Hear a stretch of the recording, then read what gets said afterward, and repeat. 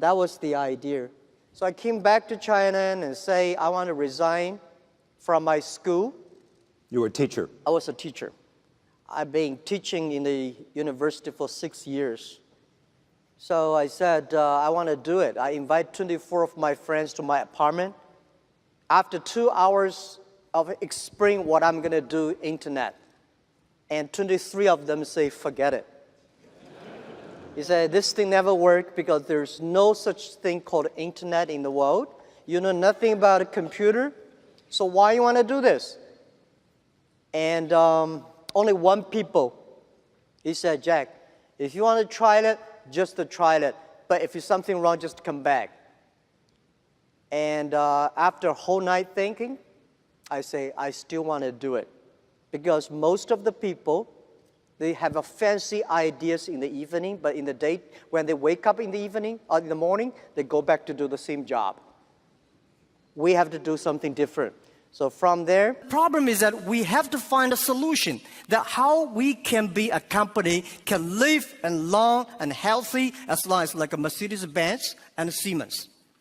If an industry cannot live more than 3 years, if all the companies cannot live happily for 3 years, this industry is never become the mainstream.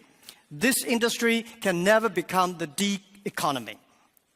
So what we want to do is that how we can find this solution.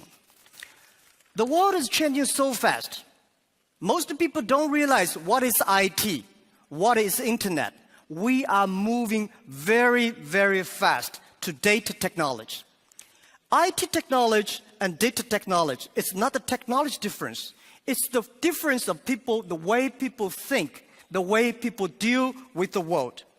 We don't know what the world will look like in 30 years. And we don't know what the data will look like. But we are sure that the whole world in next 30 years will be changed. If the first and the second innovation and technology revolution relieve or liberate the human strength, the physical strength, this revolution release and liberate the strength of a human brain, the innovation. The future world, we believe, will be connected, not by oil, not by other things, but by data.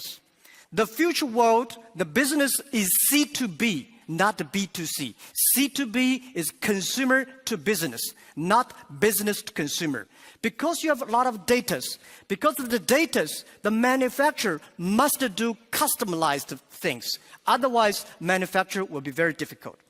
In the future, all the manufacturers, they make the machines. The machines can not only produce the products, the machines must talk. The machine must think.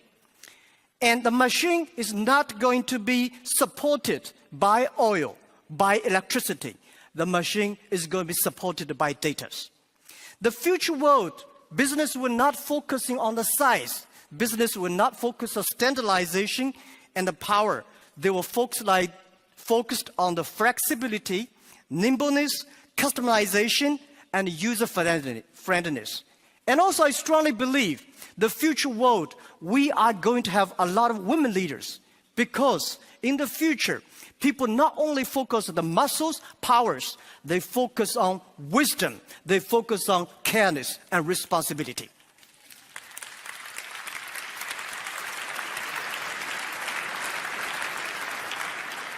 And I think internet must find the missing part.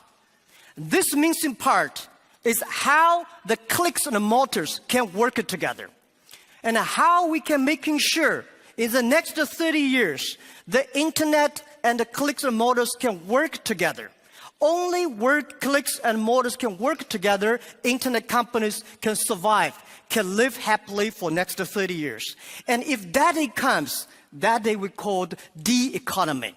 And it's not a digital economy, which I called data economy. Everything is going to be changed. And I also believe the world is going to be beautiful, but the world is very challenging. Apple may not be the future, but Apple tells us what the future will look like. That is something in the machine is moving. That is data. we are at a great time of innovation, inspiration, invention, and creativity. And I think everybody's working hard, trying to realize their dreams.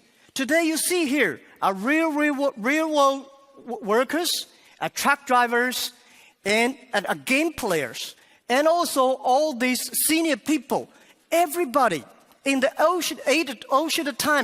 Asian times, nobody can leverage the technology to realize their dreams. Today, because of the data, everything becomes the truth. And I strongly believe it's not the technology that changed the world. It's the dreams behind the technology that changed the world. If the technology changed the world, I will never be here. I'm not trained to be I'm not trained to be a technology. I know nothing about a computer, and I know very little about the internet. I have a strong dream that we want to help small business. So 14 years ago, we come here to sell Chinese products to Europe. That won't work. 14 years later, we try to help the European small business to China, to the world, by using the internet. It's the dreams that drive the world. It's not only the technology. So ladies and gentlemen, let's work hard. It's a fantastic world. It's a world belongs to young people. It's a world belongs to the future. And thank you very, very much for listening.